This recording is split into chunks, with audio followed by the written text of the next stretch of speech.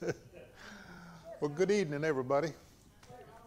I called John. He said, you should see Shiloh Church in action over here in Africa. He says, Kimberly and Carrie teaching classes, and Dennis and John, he said they had sawed up enough lumber to make 20 tables for the kids in school and all that. And then, of course, we hear today Dennis got his finger cut. I wonder if it was on that table saw. Whew. That might be a bad cut. I wonder how bad it is. Didn't say anything about cutting it off, but yeah, I'd like to see it. I got to run home real quick. When I come back, Okay, all right. John, well, we're gonna start. I'm gonna tell a lot of it. You know, we're gonna start in Genesis, the 24th chapter. We're gonna go cover the whole Bible tonight. And got a lot to do. Who needs prayer tonight? Besides them and Dennis. All right. Well, anyway, let's have a prayer. Lord, I thank you I got my hay up, and I pray for those who've got it down that they'll get theirs up without getting it wet. And we thank you for the good year we've had. You've poured out a bountiful crop for us, and we just pray that we can use it to our best advantage. Thank you for all your gifts. Thank you for your care over us and watching over us. Lord, we pray for our people in Africa. Watch over them. We pray for Dennis especially. His finger will heal up real well, and it's not too bad. And just be with our group over there. Watch over them, that protect them from all harm, and let their work be effective. Be with us tonight and watch over us, Lord. In Jesus' name we pray. Amen. We're in the 36th chapter of Genesis. I'm not going to read it all. Sarah had died, and Abraham is left there with Isaac, who is 40 years old. He's 40 years old at the time. And he's not married. And Abraham doesn't want to risk him going back. He does not want him marrying any of the local girls, believes in all these false gods and everything. He wants him to marry somebody from his old father's household. Well, man, that's back in what's Babylon now, you know. It's back in Haran, back in Mesopotamia. Mesopotamia means between two rivers. Potam is a river, like a Potomac, you know. It's Potomac River is river, you know. But Mesopotamia means between them, and that's where Abraham is from. It's 1,000 miles away. He does not want to risk Isaac going back. So he gets his servant, and he tells him to go back and find a wife from his father's household. So the servant goes back, and he prays. He takes 10 camels loaded with jewels and gold and spices and good things. I mean, he was the richest man, one of the richest men in the country, that servant. If he could have just taken off of those 10 camels with what he had loaded, he was a rich man. But he was an honest servant, and he didn't. He came to a place, and he says, Lord, give me success. Prayer. He prayed for success. And he goes to a place, and he said, he saw this girl watering her sheep. And he says, Lord, this is called putting your fleece out now. I'm going to pray, and I'm going to say to her, can I have a drink of water? And she said, yes, and here's some for your sheep, for your camels also. So he goes up to her, and he said, if she answers that way, then she's the girl. So he's trying to find the girl that the Lord wants him to get. And this is how he does it. So he goes up there, and he asked her, could he have a drink of water? And she says, yes, and I'll draw some for your camels. So he says, this is the right one. So he goes in. Her father is dead, and her brother, Laban, her brother Laban is kind of in charge. And when her name was Rebecca, and when Rebecca answered like that, he told her what he was after. He's after a wife. He's looking for a wife for Abraham, and of course they knew Abraham. They're kin to him. He's looking for a wife for Abraham's son. And so he takes out a nose ring and puts it in her nose and a gold bracelet worth a lot of money. So she goes into the house with a gold ring in her nose and a big bracelet of gold on her arm. And she says, I met this man, and he says he represents Abraham looking for a wife. And he goes out and he said, come in, oh blessed by the Lord. I mean, it's a special man, you know. Come in, my friend. Come in. And he says, we have plenty of food and plenty of food for your camels. Make a long story short, he told him his business. And Rebekah agreed to go with him. So they said, let her stay 10 days, and then we'll let her go. And he said, well, now, I'd really like to get on with it. So they said, well, let's let the girl decide. She says, I'll go. She goes off with this man with, I guess, 10 camels, and he had probably a man for each camel, probably 10 more men. She goes off with them by herself. Pretty brave girl, but she goes off with him. She says, I'll go. So she goes, and she comes, and she sees in the far distance this man out in the fields, and she says, who's that?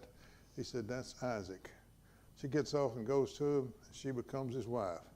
So Rebekah now, I don't know how old she was, but Isaac is 60 years old. Now, he's been married 20 years and no children. And she says, make me have children. He said, am I God? I can't make anybody do that. Only God can do that. But guess what? He prayed that she could have children, and she did. She had, and the inside her was kicking and carrying on. She goes to find out from the Lord what's going on. And the Lord answers, now I don't know, not directly, but probably through a prophet or, somebody, that there's 2 nations within your womb. One of them is going to be stronger than the other one. The older one will serve the younger. Well, when they were born, one came out, and he was real hairy. And they called him Esau, and his other name was Edom, which means red. So he must have really been hairy. And holding on to his heel was the second baby, and they called him Jacob, which means he grasped, a grasper. And another word for it's a deceiver. So Jacob was known as a deceiver and a grasper. And so they grow up, and when they are about 20 years old or something like that, Isaac calls, Esau's the firstborn, and so he gets the blessing. He's going to get the blessing that God gave Abraham. Abraham handed it down to Isaac, and now Isaac gives it to his firstborn, which is Esau. But Esau came in from hunting one time, and Jacob had a bowl of beans cooking, lentils, and I guess it smelled good. He came in from hunting. He said, give me a bowl of your beans. And he said, I will if you give me your birthright. And he said, what's a birthright to a starving man? I'll give it to you. So he sold his birthright to Jacob for a bowl of beans. Now Jacob had bought it. It was a deal, fair and square. Well, but it came time to give the blessing, and Isaac called up Esau, and he says, I like to eat your wild game. He was a hunter, and he hunted in the fields where Jacob hung around the house and took care of the sheep. He was a herdsman. So he said, you know how I like to eat your food, so go out and hunt and get me some game. Now, Isaac's eyes were bad. And you think, why didn't he pray that his eyes would get better? But there's a reason he's blind. God let him be blind because it's going to affect the whole story. His blindness was a key to really what comes next. He said, go hunt me some game and bring it and fix it the way I like, and then come in and I'll give you the blessing. But Rebekah hears him say that. Now Rebekah she favored Jacob. She goes to Jacob. She says, I heard your father tell Esau to go hunt some game and to bring it, and he'll give him the blessing. Now listen, here's what you do. You go get me a fresh goat, a little kid goat, and I'll fix it the way he likes. And you come in, and I'll let you pretend that you're Esau, since he can't see good anyway. You pretend you're Esau, and he'll give you the blessing. And he said, but he's hairy, and I'm not. I'm smooth. She says, I'll take a goat skin and put over your neck, and your arms. So that's what they did. So here sits Esau, and here comes Jacob with the food, and he says, I'm your son Esau, and he's lying. I'm your son Esau. I'm ready for your blessing. And Isaac said, it didn't take you long. He said, well, the Lord was with me, and he gave me success in my hunt. That's why it didn't take so long. And he said, are you really my son? And he said, yeah. He said, come close and let me smell you. So he smelled him. He says, you smell like Esau, but your voice is like Jacob. He said, are you really my son Esau? And he said, yes. So he blessed him. He gave him the blessing. See if I can find it here.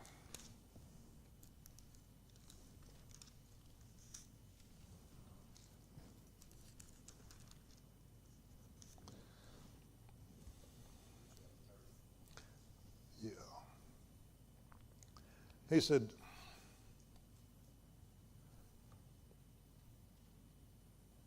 may God give you heaven's dew and earth's richness, an abundance of grain and new wine.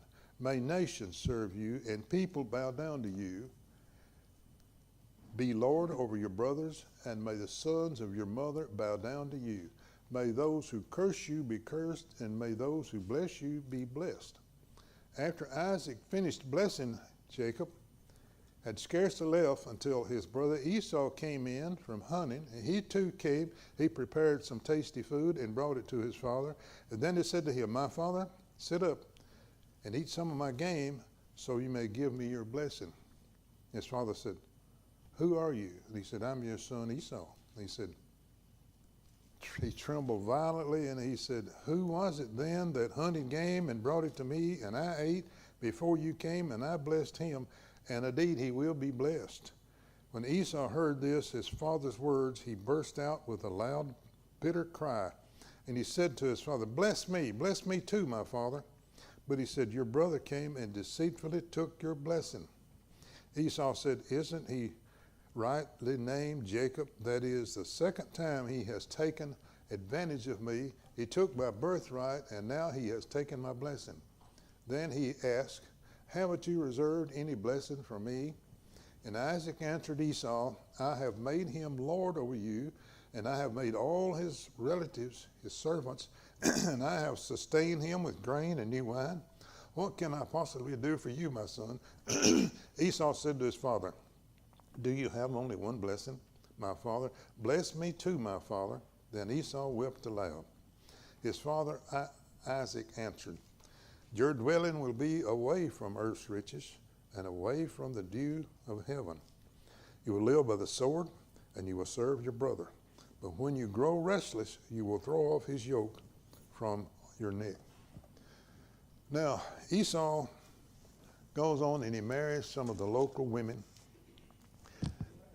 Yeah. I know things were completely different back then, but how in the world could he get the blessing and be able to live the blessing? How come he couldn't? Since he cheated to get Yeah, it. I mean, how come he couldn't? Wait a minute, take that back. I think he was to the right one.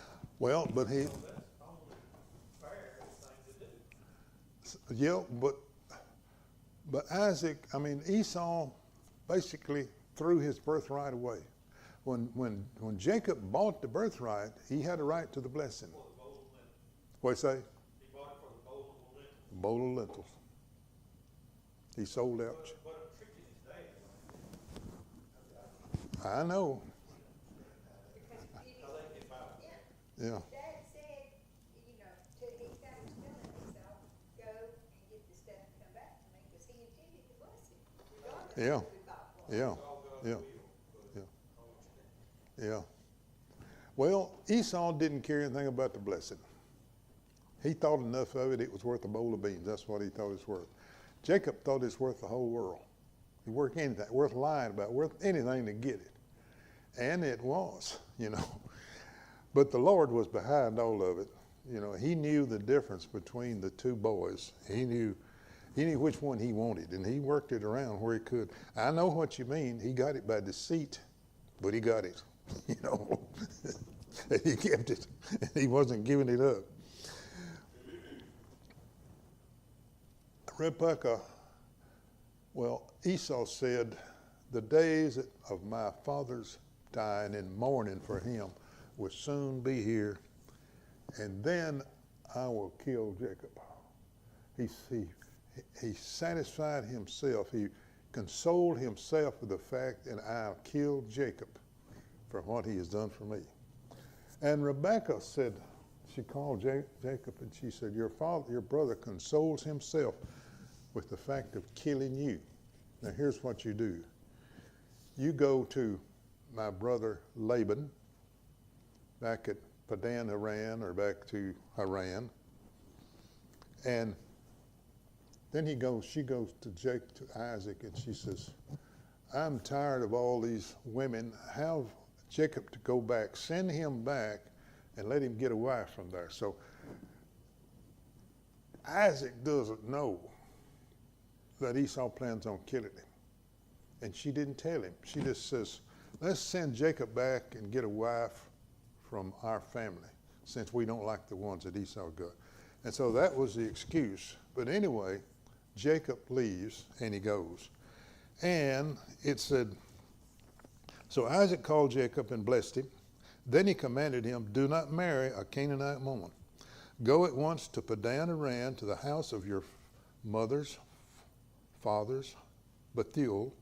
Take a wife from yourself there among the daughters of Laban, your mother's brother. May God Almighty bless you, and may you fruitful and increase your numbers until you become a community of people. May he give you and your descendants the blessing given to Abraham, so that you may take possession of the land where you now reside as a foreigner, the land God gave to Abraham. Then Isaac blessed Jacob and sent him off on his way. And anyway, Jacob takes off. And he comes to a place 10 miles north of Jerusalem. And he stops for the night. And he has a dream. He takes a stone and puts under his head for a pillow. I like me a soft pillow, don't you? Can you imagine a big rock?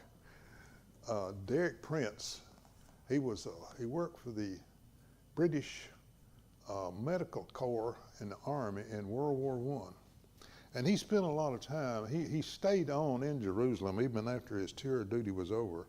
He stayed on and spent a lot of his life over there. And he said that he's been out with a lot of Arabs and a lot of the natives, and that is normal for them, to sleep on a rock.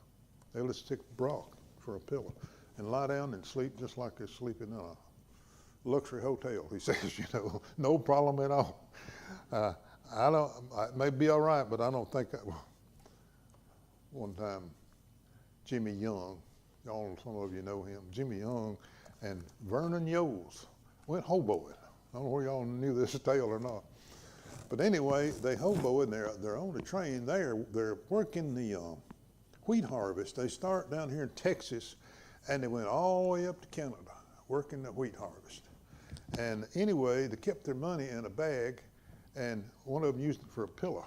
Well, Vernon, Nubby's daddy, he had it under his head sleeping, and he was in a boxcar with a lot of other men. And when he woke up, it was gone. And they thought, oh me, all the money's gone.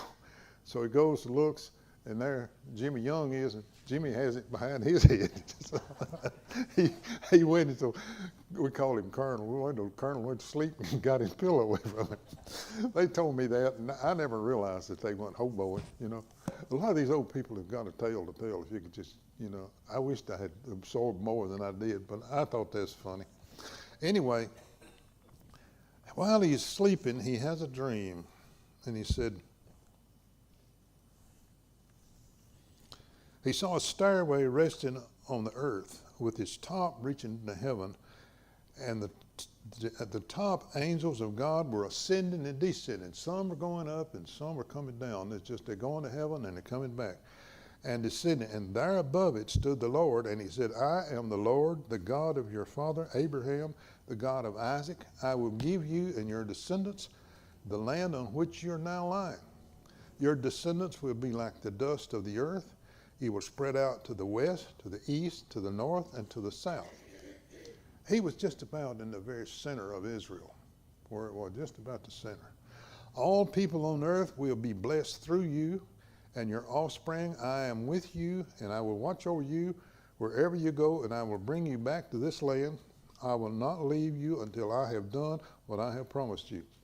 Then Jacob awoke from a sleep, and he thought, surely the Lord is in this place, and I was not aware of it. He was afraid in his, how awesome is this place. This is none other than the house of God. This is the gate of heaven. Early the next morning, Jacob took the stone he had placed under his head and set it up as a pillar and poured oil on it on top of it. He anointed that stone, and he called that place Bethel. Beth means house of, El God, house of God. That's what it stands for, Bethel. Though the city used to be called Luz. Then Jacob made a vow, saying, if God will be with me and will watch over me on this journey I'm taking, and will give me food to eat and clothes to wear, so that I return safely to my father's house, then the Lord will be my God, and this stone that I have set up as a pillar will be God's house, and of all that you give me, I will give you a tenth. That's the deal he made with God. If you'll just watch over me, then I'm your man. So he goes to Padan Aram, and he gets there, and there's a bunch of shepherds around the place to water sheep. And he said, why don't you water your sheep? He said, it's not time yet. Anyway, they said, here comes, he says, do you know Laban? And they said, yeah, and here comes his daughter now, Rachel. And here comes Rachel. She was a shepherdess. She came with her father's sheep. And Jacob, when he saw her, he just fell madly in love with her. And he watered her sheep, goes back home. Laban is glad to see him, glad to hear about him. Anyway, he stays there and he works with Laban a little bit. He's hiding out. That's what he's doing, you know. He didn't know all this was going to happen to him. He's hiding out from Esau, running from him. Well, so he says, you know, you've been working for me. I need to pay you something. What kind of wages do you want? He said, well, I'd like to have Rachel for a wife. And he says, I'll make you a deal. I worked for 7 years for her. So he agreed. So Jacob was a good shepherd, and he took care of Laban's sheep. He worked 7 years. Came time to get married. They had a big party. Go to bed. Instead of Rachel, he slept in Leah, her older sister. She was weak-eyed, it said. I don't know whether she's hard of hearing, partially blind, or whether her eyes were weak, or just what it means that she's weak-eyed. But anyway, that's what it says. Weak-eyed, but Rachel was beautiful. That's the way it says it. So anyway, he woke up the next morning and he says, what have you done? You've tricked me. See, Laban's up to a few tricks too. Thieves meet thieves, deceptors meet deceptors, you know, deceivers meet deceivers. Here, Jacob's been deceiving people. Laban deceives him. So he says, well, it's not right for you to get the younger girl first. The older girl should go. Go ahead and finish your week with her, and then I'll give you Rachel. So Jacob was a busy man. He had 2 honeymoons a week, 2 weeks in a row. He was a busy boy.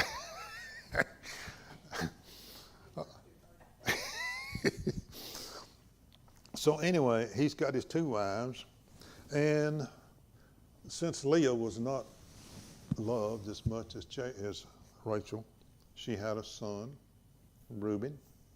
Then she has another son, and a third one, and a fourth one, and a fifth one. And then Rachel sees that she's not having any children, so she says to Jacob, take my maid and have children with her. So Jacob took her maid and had a child by her, another son. That makes him 6 sons. And Leah says, 2 can play this game. So she says, take my maid. Each one had a maid, have children by her. So he did. He has another one. And then Rachel's maid has another one. And then Leah's maid has another one. And then Leah gets cranked up and has another one, makes 6 for her. Then she has Dinah. So she got 6. Each maid has 2 apiece. That's 8, 10. He's got 10 sons and 1 daughter. Don't you know she's spoiled? Because that's not all the brothers she's going to have. And then Rachel, bless her heart, she has a son, Joseph. And that makes him 11. And now it gets interesting. After Rachel gave birth to Joseph, Jacob said to Laban, "Send me on my way so I can go back to my own homeland. Give me my wives, my children, for whom I have served you, and I will be on my way. You know how much I have worked and how much I've done for you." But Laban said to him, "If I have found favor in your eyes, please stay. I have learned by divination that the Lord has blessed me because of you." Notice throughout the Bible, God blessed, he blessed Joseph. Joseph worked for Potiphar, and he blessed Potiphar because Joseph was in his house. Everything, Potiphar just began to prosper. And everywhere Joseph went, people prospered. Anybody who was associated with him prospered. Like the prosperity just rubs off. And he prospered Laban because Jacob was there. He added, "Name your wages and I'll pay you."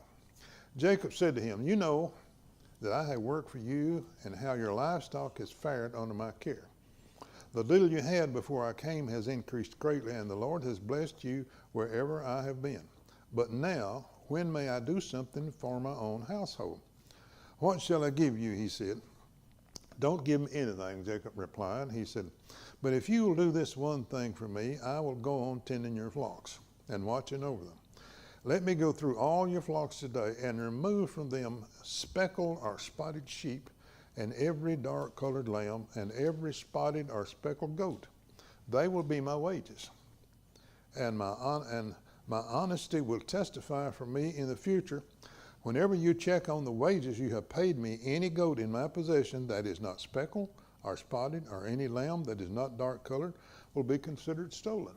So it'd be easy to tell whether he cheated or not. "Agreed," Laban said.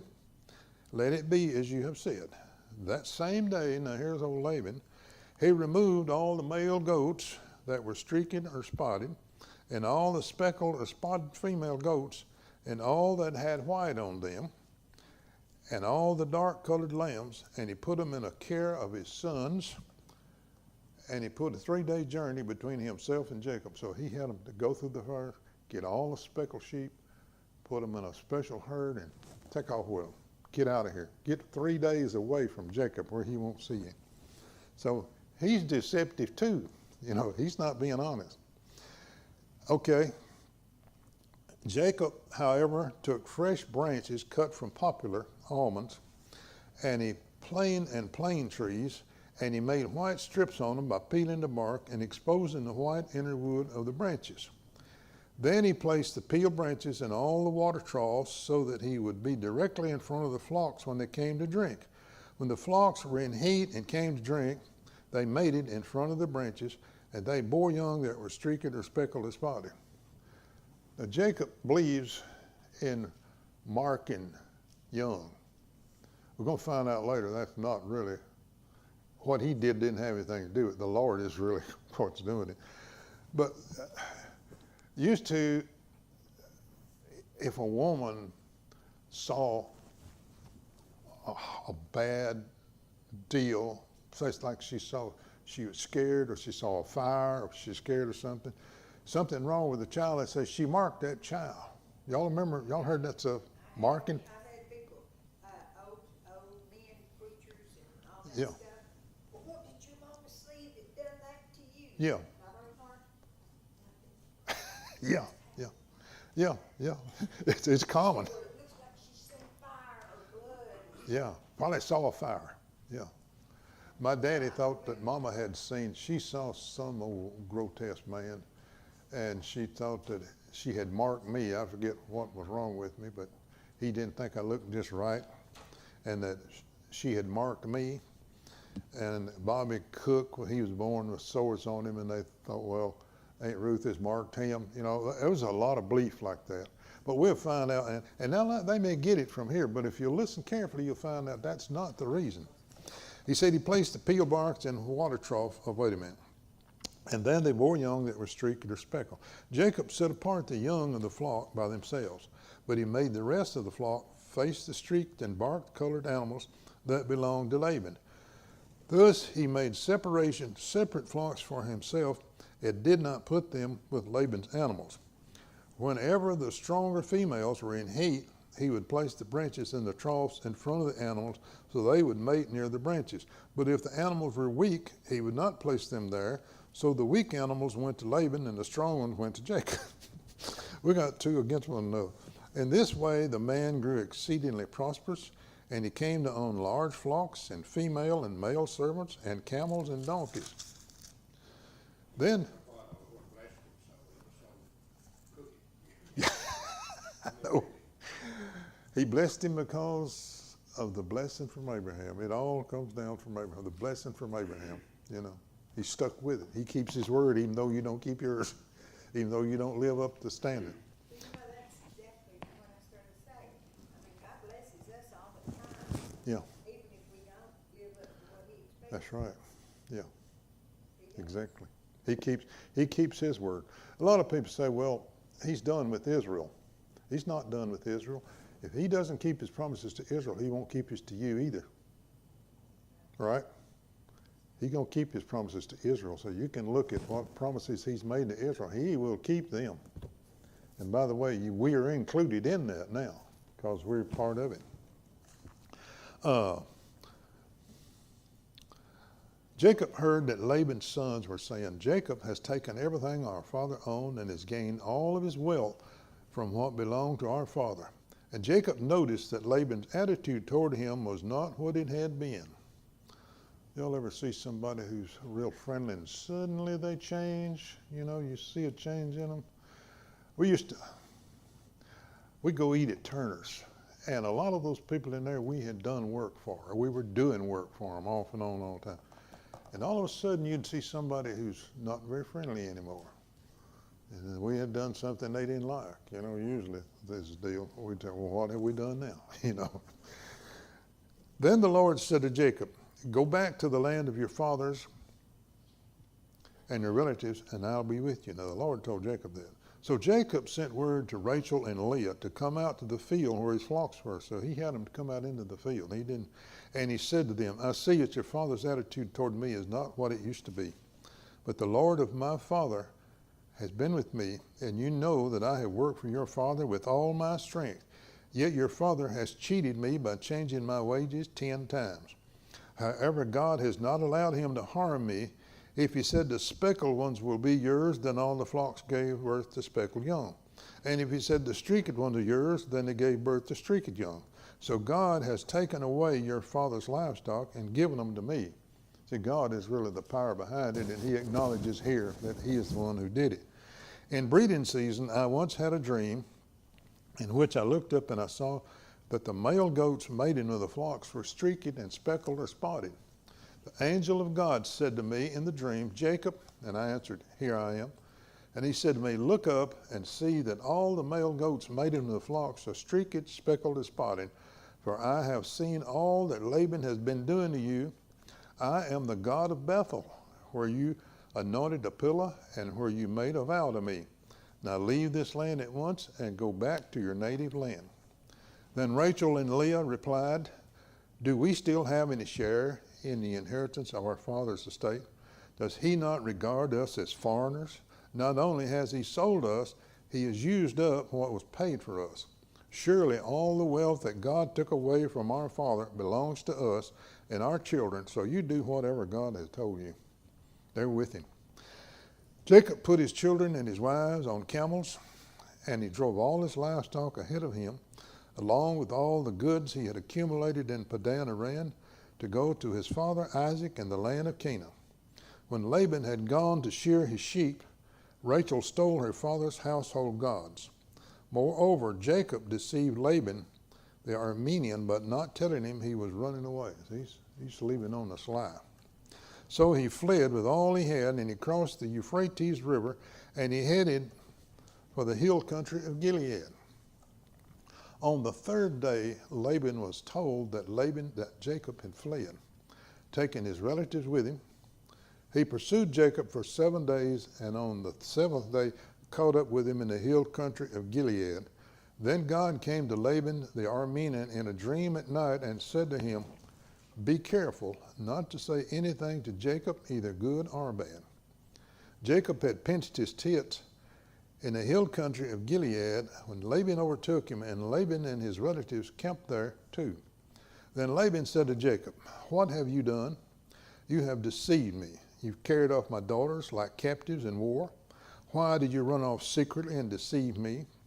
Why didn't you tell me so I could send you away with joy and singing to the music of timbrels and harps? You didn't even let me kiss my grandchildren and my daughters goodbye. You have done a foolish thing. I have the power to harm you.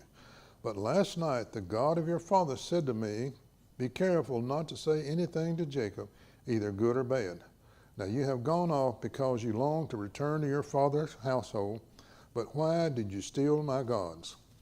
Jacob said to Laban, "I was afraid because I thought you would take your daughters away by force." He probably would have. "But if you find anyone who has your gods, that person shall not live in the presence of our relatives. See for yourself whether there is anything in here of yours in here with me. And if so, take it." Now Jacob did not know Rachel had stolen the gods. He says, if you find anything, that person won't live. He basically was giving a death sentence to Rachel and didn't know it. So Laban went into Jacob's tents. He looked into Leah's tent, and then he went into the 2 female servants, but he found nothing. After he came out of Leah's tent, he entered Rachel's tent. Now Rachel had taken the household gods and put them in a saddlebag, and she was sitting on them. Laban searched through everything in the tent and found nothing. Rachel said to her father, "Don't be angry, my lord. I cannot stand in your presence. I'm having my period." So he searched but could not find the household gods. Jacob was angry, and he took Laban to task. "Now, what is my crime?" he asked Laban. "How have I wronged you that you hunt me down? Now that you have searched through all my goods, what have you found that belongs to your household? Put it here in front of your relatives and mine, and let everybody judge between the 2 of us. I have been with you for 20 years. So he worked 7 years for Rachel and 7 for Leah. That's 14. He has worked 6 more on top of that. And he said, "Your sheep and your goats have not miscarried, nor have I eaten rams from your flocks. I did not bring you animals torn by wild beasts. I bore the loss myself. And you demanded payment from me for whatever was stolen by day or by night." So anything stolen, he had to account for it. He had to pay for it. "This was my situation. The heat consumed me in the daytime and the cold at night, and sleep fled from my eyes. It was like this for 20 years. I was in your household. I worked for you for 14 years for your 2 daughters and 6 years for your flocks, and you changed my wages 10 times. If God my father, the God of Abraham and the fear of Isaac, had not been with me, you would surely have sent me away empty-handed. But God has seen my hardship and the toil of my hands, and last night he rebuked you." Laban answered Jacob, "The women are my daughters, the children are my children, and the flocks are my flocks. All you see is mine. Yet what can I do today about these daughters of mine, or about the children they have born? Come now, let's make a covenant, you and I, and let it serve as a witness between the 2 of us." So Jacob took a stone and set it up as a pillar. He said to his relatives, "Gather some stones." So they gathered stones and piled them up in a heap, and they ate there by the heap. Laban called the place Sahadutha, and Jacob called it Gilead. I'm glad he called it something I can understand. And Laban said, "This heap is a witness between you and me." It means the heap is a witness. That's what both terms mean. This is why it was called Gilead. It was also called Mizpah, because he said, May the Lord keep watch between you and me when we are away from each other. If you mistreat my daughters, or if you take away any wives besides my daughters, even though no one is with us, remember that God is a witness between you and me." Laban also said to Jacob, "Here is the heap, and here is this pillar I have set up between you and me. This heap is a witness, and this pillar is a witness that I will not pass this heap to your side to harm you, and you will not pass this heap to harm me. May the God of Abraham and the God of Nahor and the God of our fathers judge between us." So Jacob took the oath in the name of the fear of the Lord and the fear of his father Isaac. He offered a sacrifice there in the hill country and invited his relatives to a meal. After they had eaten, they spent the night there. Early the next morning, Laban kissed his grandchildren and his daughter and blessed them, and he returned home. I don't guess he ever saw them again. None of them. That'd be kind of pitiful. Jacob prepares to meet Esau. Jacob now he's got his flocks, and he's gotten away from Laban. He's made his break with him, and that's over with. But he has one more thing. Esau. He's got to face Esau. And he, 20 years.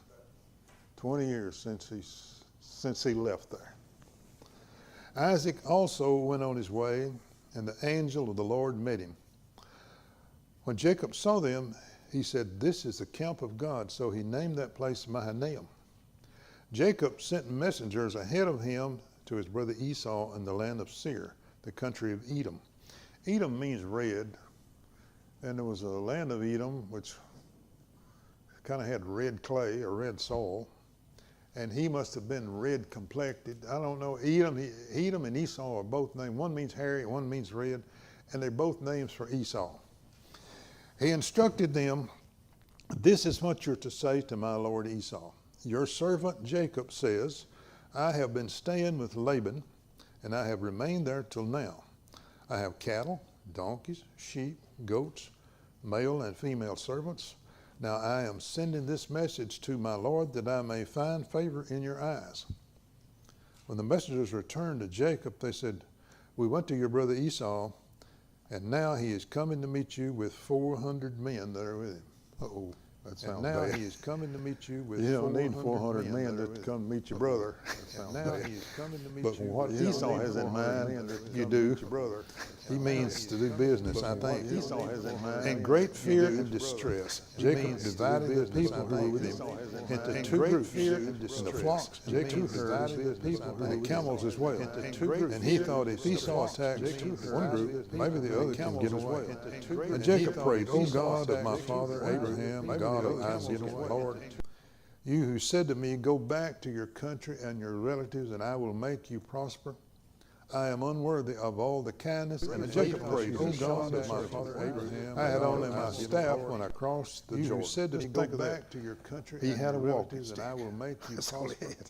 I am unworthy of all the kindness." And now he says, "O God of my father Abraham, now I have become two camels. Save me, I pray, from the hand of my brother Esau. For I am afraid he will come and attack me and also the mother of these children. But you have said, I will surely make you prosper and save me descendants like the sand of the sea, which cannot be counted." He's really calling on the Lord now. He spent the night there, and when he had with him, he selected a gift for his brother Esau, 200 female camels. He's really calling on the Lord now. He spent the night there. And when he had with him, he selected a gift, and her husband was, she was an airline stewardess. Female camels. And this Arab says, "I give you 200 camels for her." And we asked him why he didn't take her husband. Well, she was an airline to get 200 camels back to America. He said, like he would have taken it if he 200 camels for her. Anyway, I think of that when I read it. We asked him why 200 camels. He said 200 camels back to America. He said, like he would have taken it if female goats and 20 male goats. 200 ewes and 20 rams. 30 female camels with their young. 40 cows and 10 bulls. And 20 female donkeys. 200 female goats. That's a pretty good gift, you know. 200 men rich back in those days. He put them to care of his servants, each herd by itself, and he said to the servants, go ahead of me, keep some space between the herds. And he said, when my brother Esau meets you, ask him, where do you what do you belong to, and where are you going, and who owns all these animals in front of you? Then you are to say, they belong to my servant Jacob. They are a gift sent to my Lord Esau, and he is coming behind us. So Esau said, Esau's going to meet one bunch of Jacob. And then when they pass a few bit later, they are a gift sent to my Lord Esau, and another bunch, all these are gifts. He also instructed the second and the third and all the others who followed the herd, you're to say the same thing to Esau when you meet him. And be sure to say, your servant Jacob is. He also instructed the second, for he thought I will pacify him with these gifts. You're to say the same thing ahead of me. Later, when I see him, perhaps he will receive me. So Jacob's gifts went on ahead of him, but he himself spent the night in the camp. When the night later, when Jacob got up and took his 2 wives and his Jacob's gifts went on ahead of 11 sons, but he himself spent the night and crossed the ford to the Jabbok. When the night after he had sent them over, got up, he sent all his possessions over, and he is alone by himself now on the other side. And a man wrestled with him after he had sent them over, got up, he sent all his possessions over, and he is alone by himself now. When the man saw that he could not overpower him, he touched the socket of Jacob's hip, so that his hip was wrenched, and he wrestled with the man.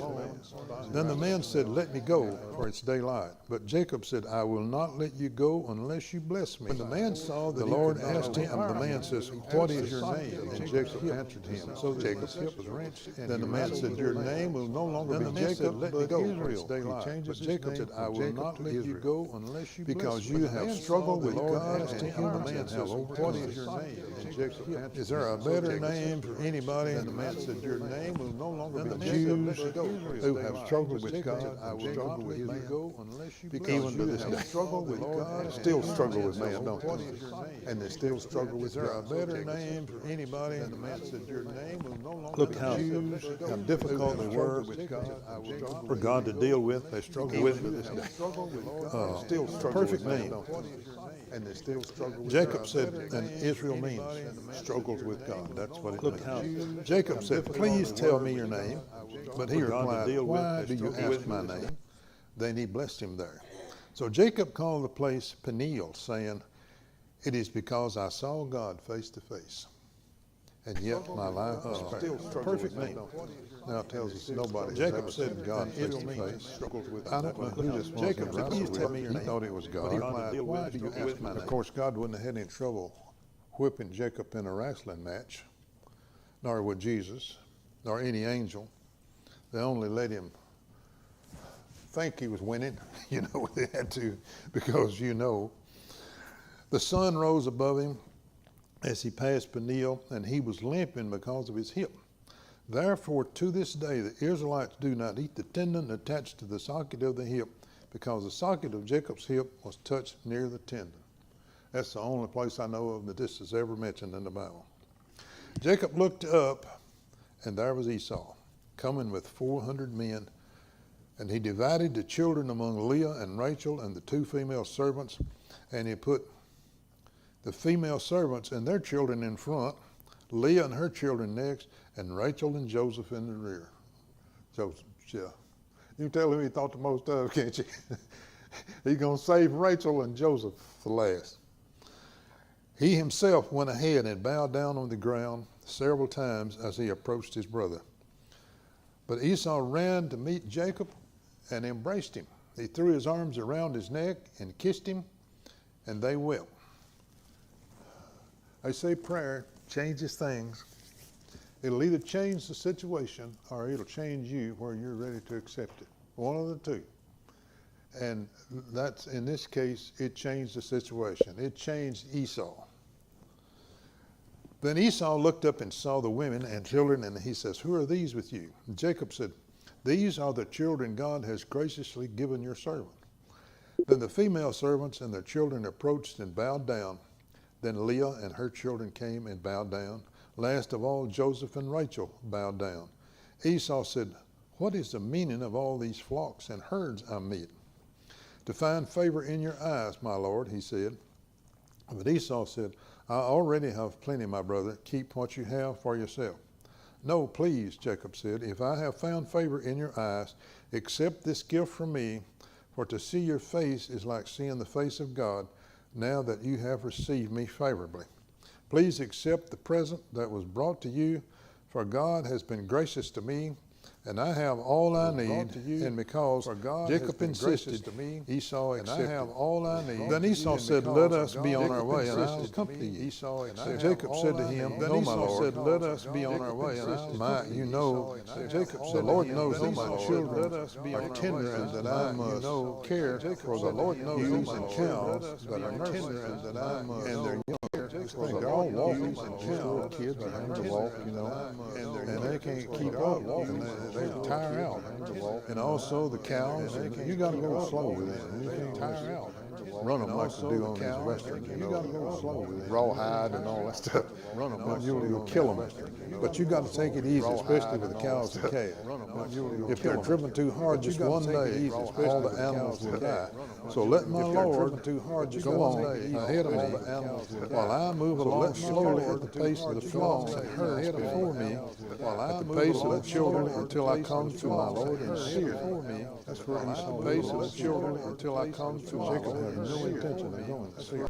He means to go somewhere else. Esau said, "Then let me leave some of the men with you." "Why do that?" Jacob said. "Just let me find favor in the eyes of my Lord." So that day Esau started on his way back to Seir. Jacob, however, went to Succoth, where he built a place for himself and made shelters for his livestock. That is why the place is called Succoth. After Jacob came from Padan Aram, he arrived safely at the city of Shechem in Canaan, and he camped within sight of the city. For 100 pieces of silver he bought from the sons of Hamor, the father of Shechem, the plot of ground where he pitched his tent. There he set up an altar and called it El Elohi Israel. And I forgot what that means. Y'all got it in where, what it means? The God of what? God of Israel. Yeah, I think that's, oh yeah. Okay. That's it. That's all I got. Tramp.